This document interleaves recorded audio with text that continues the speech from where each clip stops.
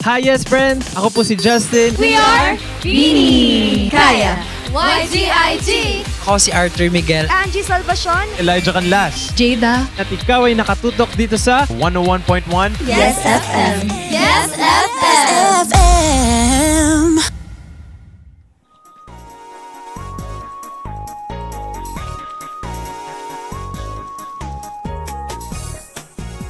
What's up mga yes friend? Yes!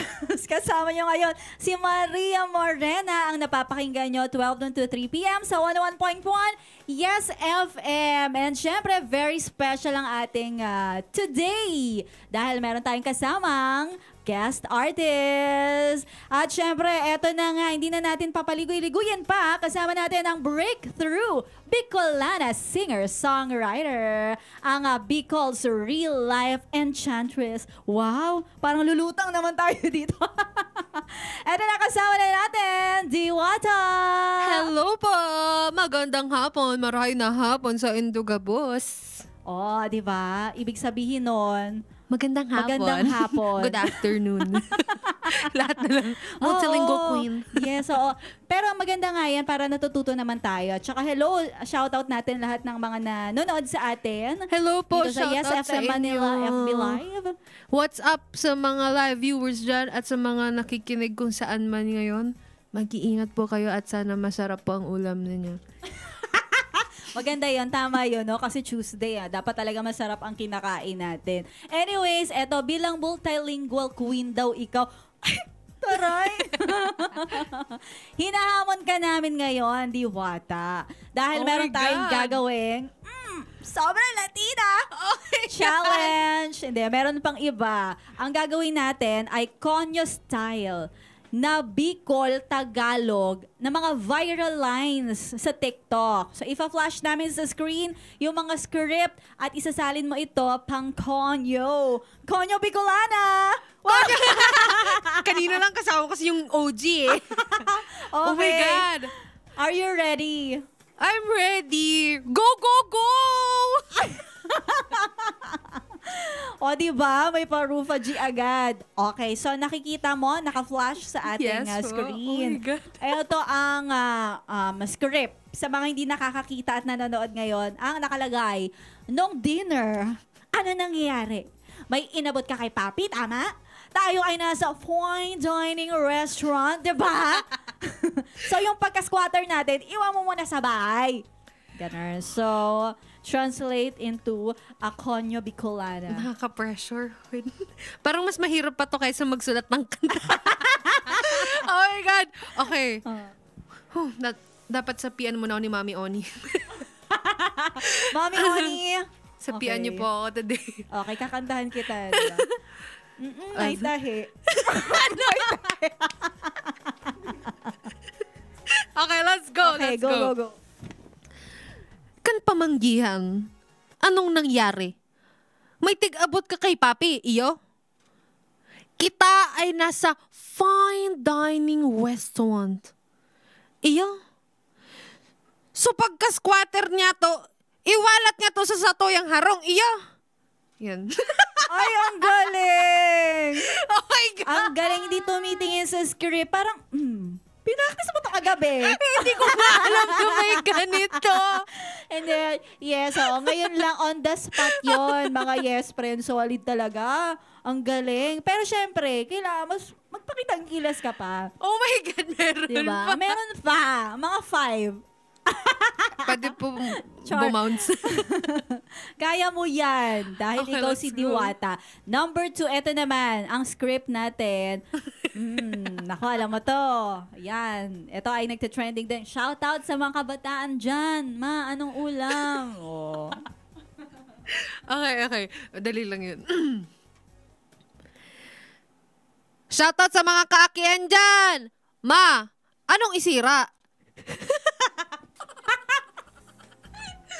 Grabe, ang galing. Tsaka nakakatuwa kasi 'di ba, bilang hindi naman talaga ako Bicolana, si mother ay Ilongga. So parang kapag naririnig ko ibang dialect, sira, 'di ba? Parang Sira. Tagalog may nasira. O pagkain pala 'yun. Anong Isira. ulam? Yeah. Ulam is isira. Isira. Anong isira? Ay, ang galing. Very good. Now you know. Now I Bicola know. knows. Ay, well, hindi lang Padaba at Taka ang alam ko kay Diwata. Oo, di ba? Kasi ang ganda-ganda ng song na yun, piniplay natin yan sa Yes FM. O, di ba? Yay. So, dahil dyan, hindi natin basta-basta iisi-isihan lang to. Oh my God. Nandito na tayo sa isa pang level number 3. Eto. Ay! Sobrang Latina! Ang sarap-sarap talaga ng babae na to. Kagwapa ba? Grabe, ang pagmonyeka sa babae. Parang, ewan na to. Monyeka Latina. Gorgeous, sobrang sarap. Oh my God. With ano daw? With mga kung ano-anong yan, post. Yan. You feel mga Oh my, pagiging grabe Latina. naman yun. Biglang zoom in. Nagulat ako dun. Parang jump scare. Oy, Ayan. sa mga nanonood sa live, pasensya. Okay, let's go. Go. Sobrang Latina!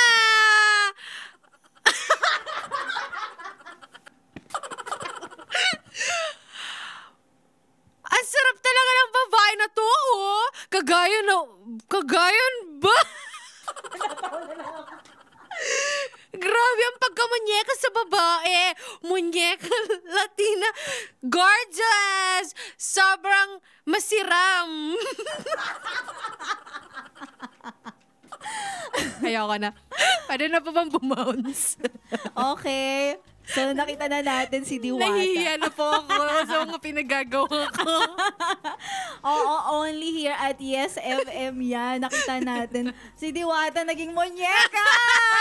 Yay! Thank you so much! Ang galing. Anyway, yan na nga, syempre, kailangan mas lalo nating kilalanin. At bilang hindi ka naman yata bago dito at laging isa ka sa mga favorite namin na mag-visit dito sa Yes FM. Well, first, we would like to congratulate you sa iyong collab kay SB19 Justine. Dahil grabe naman yung 1.2 million streams ang inabot ng collab nyo sa song na Sampung Mga Daliri. O, diba? Iba talaga kapag malalim ang mga pinaguhugutan. Nakakaloka. And speaking of hugot, eto, nahugot mo ang kantang to from Classic Pinoy Nursery Rhymes. Sino bang hindi nakakaalam nun?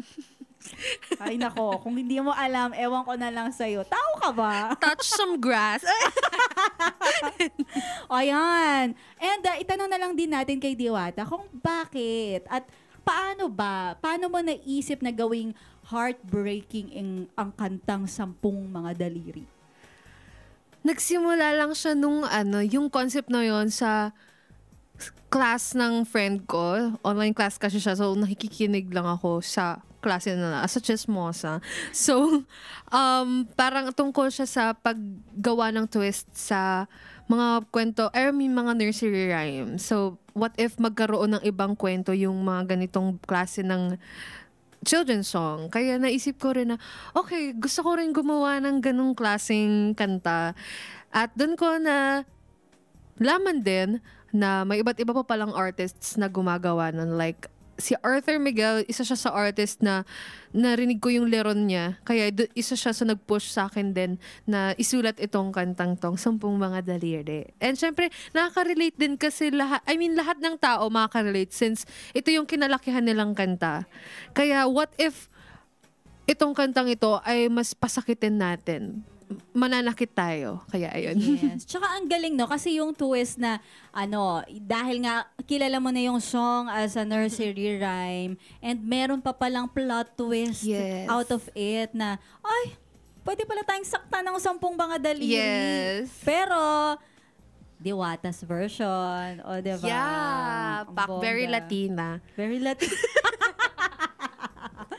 At dahil dyan, mamaya, mapapakinggan nyo yan. Pero eto pa, first collaboration nyo daw ito ni Justin. Bagay na bagay yung mga boses ninyo. Kasi pareho kayong mapanakit. Sorry po. O, di ba? Yung mapapakinggan mo pala pa, kahit wala ka namang pinagdadaanan, sakit naman ito.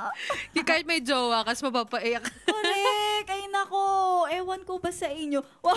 Ay, sorry po, akin. Ikaw ba mismo ang nakaisip na si Justin na lang, ay, parang bet ko to. Ayoko nung isa. Gusto ko ito. Ganun. Hindi naman. Pero ano kasi, first time ko siyang ma-meet sa Cozy Cove. Isa siyang gig sa Baguio.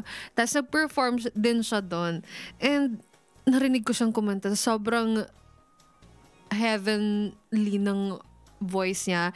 And nagkaroon kami ng may ginawaran kaming collab doon. Like, gumawa kami ng content for TikTok, ganun. Kaya sabi ko, oh my God, magka-wavelength kami nitong taong to. What if lang naman, di ba? Alam kong suntok siya sa bon, pero trinay ko pa rin siya. Like, tinanong ko yung label ko na, pwede po ba kaming gumawa ng something, kahit anong collab talaga, kahit content lang.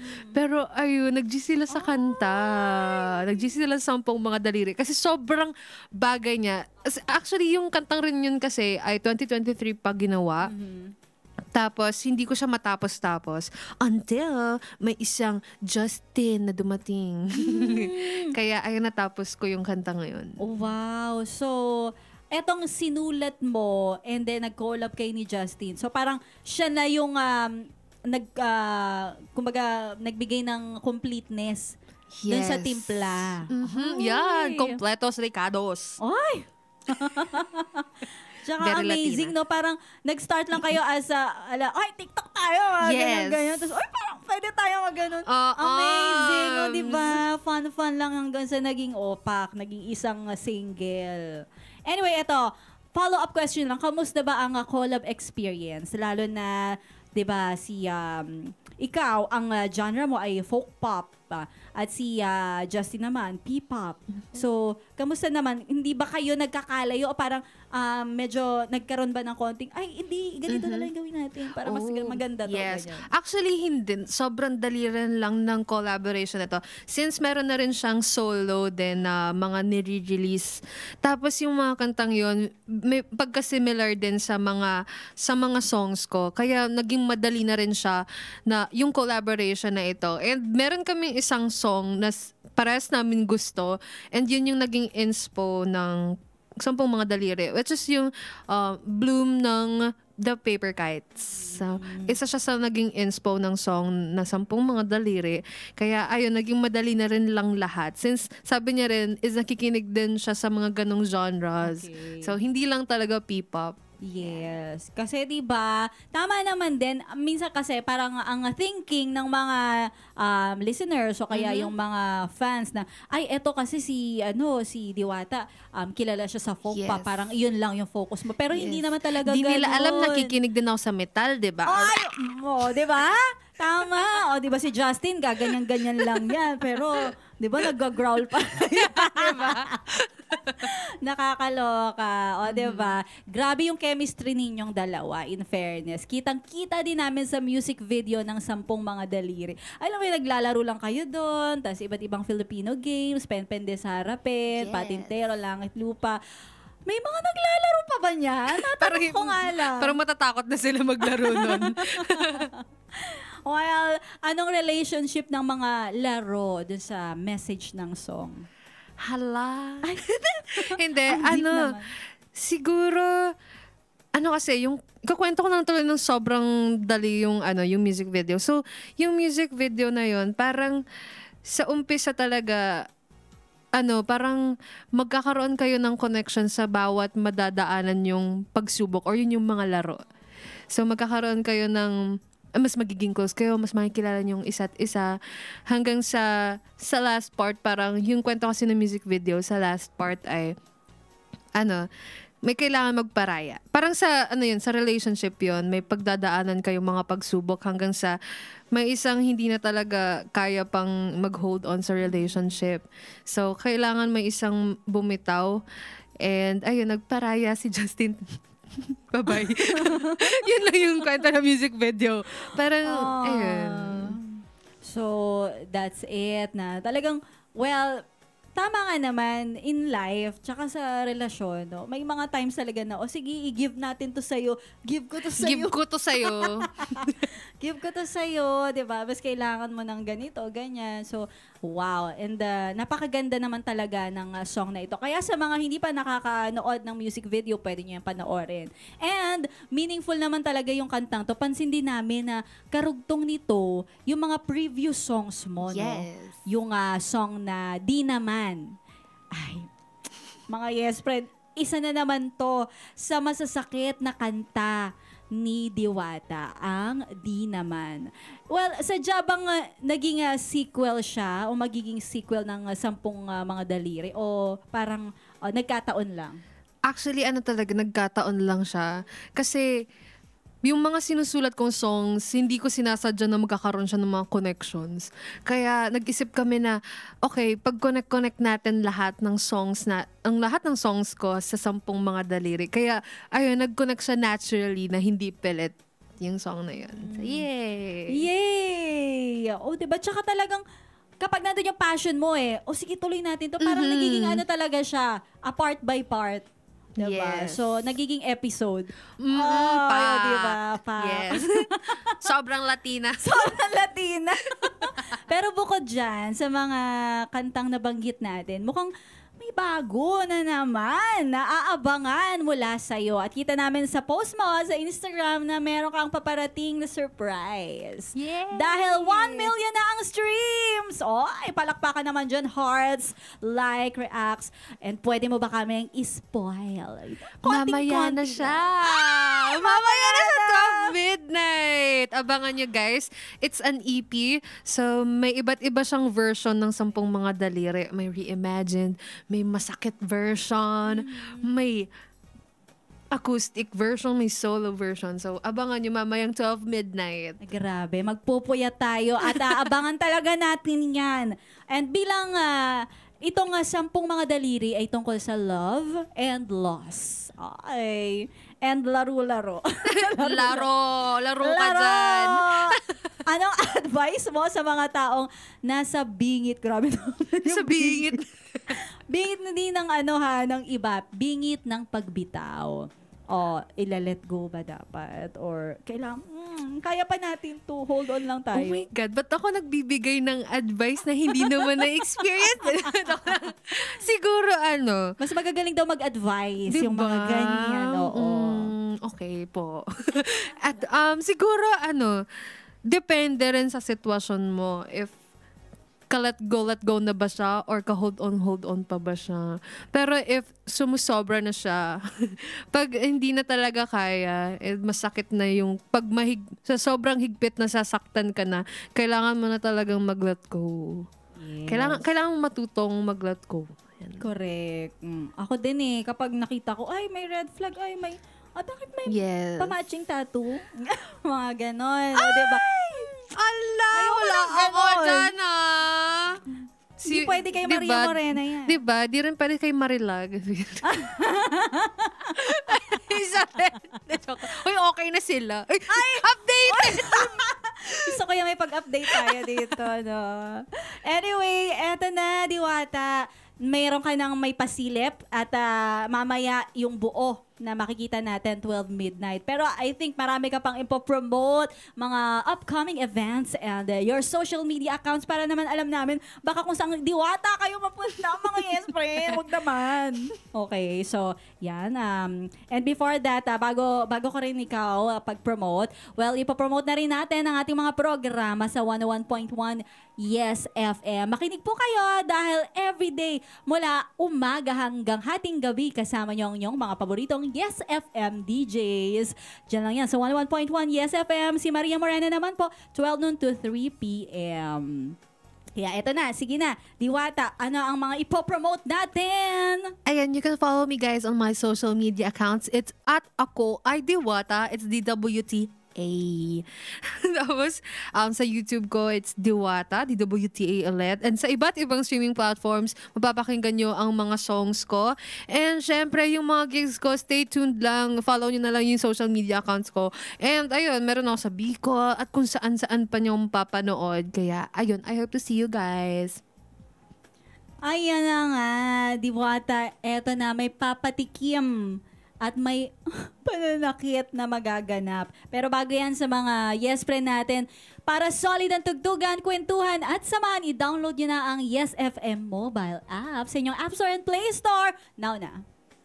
Ay, grabe yung transition. Biglang tumataas yung kilay. So, eto na mga Yes Friend. Let's all welcome our very special guest for today, Diwata!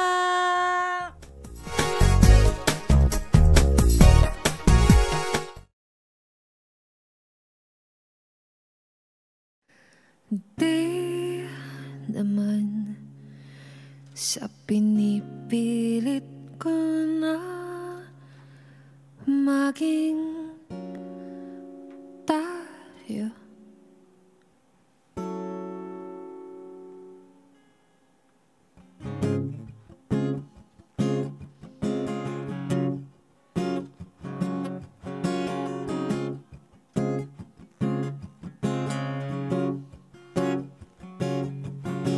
Ilang taon na kitang nagugustuhan, muntik na rin ang mapaamin ang tuluyan.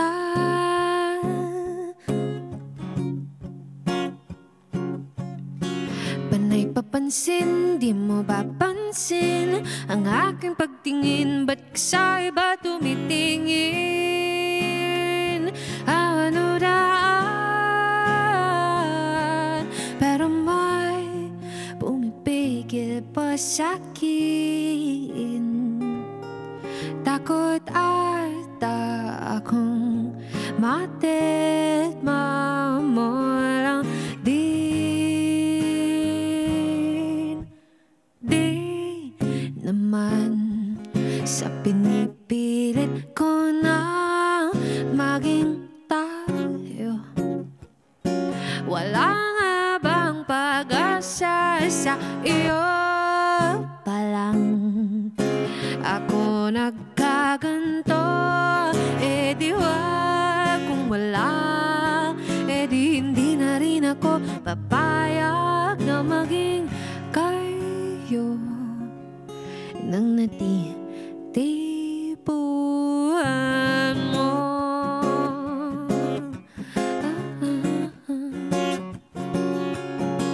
Ilang beses na akong umasa sa'yo, ngunit imbis mainis, di ko na lang natiis sa kiligin sa'yo.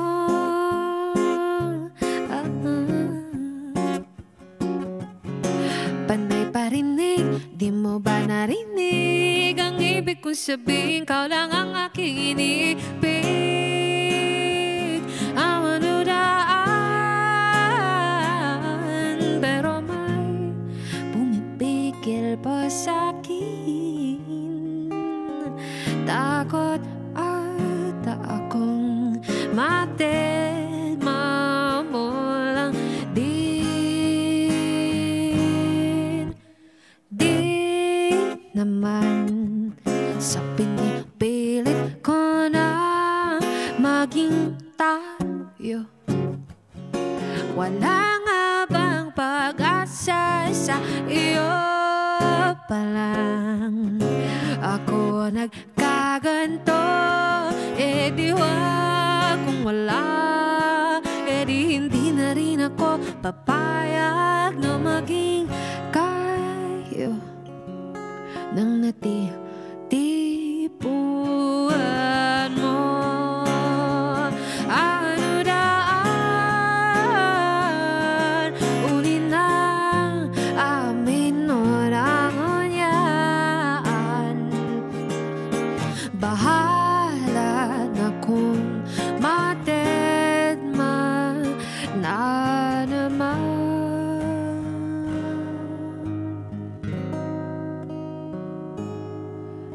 Hindi naman sa pinipilit ko na maging tayo.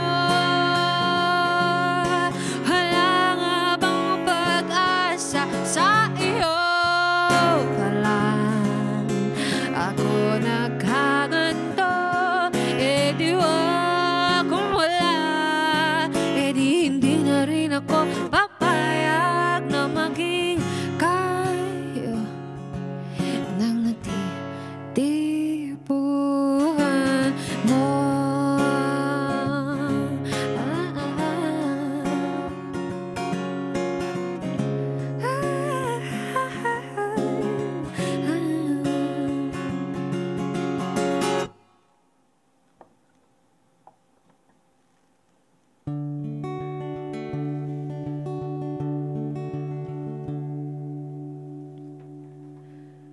Sampung mga daliri, kamay mo'y nasa na pagdilat ko,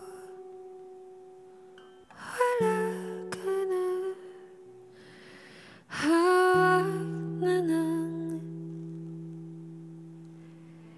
iba.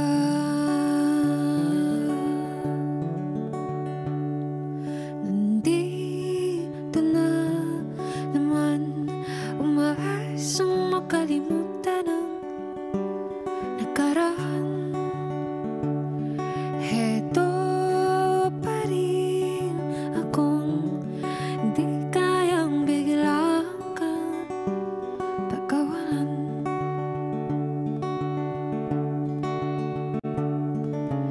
Di na matanaw, bigla na bumitaw.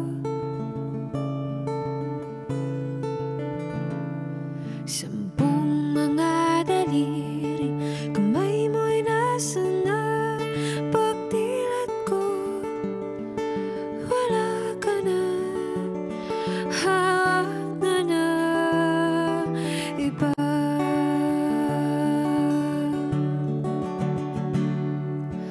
Heto na naman, umaasang makahanap ng paraan. Nandito ka pa rin, huwag ka nang umasa na may babalikan. Di na matanaw, bigla nang bumitaw.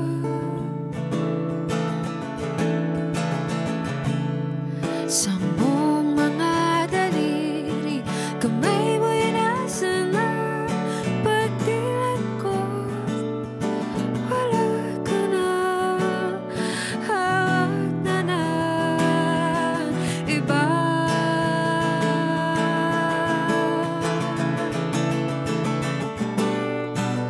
Di na matiis ang puso na saktan sa iyong pag-alis. Pagbilang kong 10, kamay di nakakapit pa. Pagbilang kong 10, isa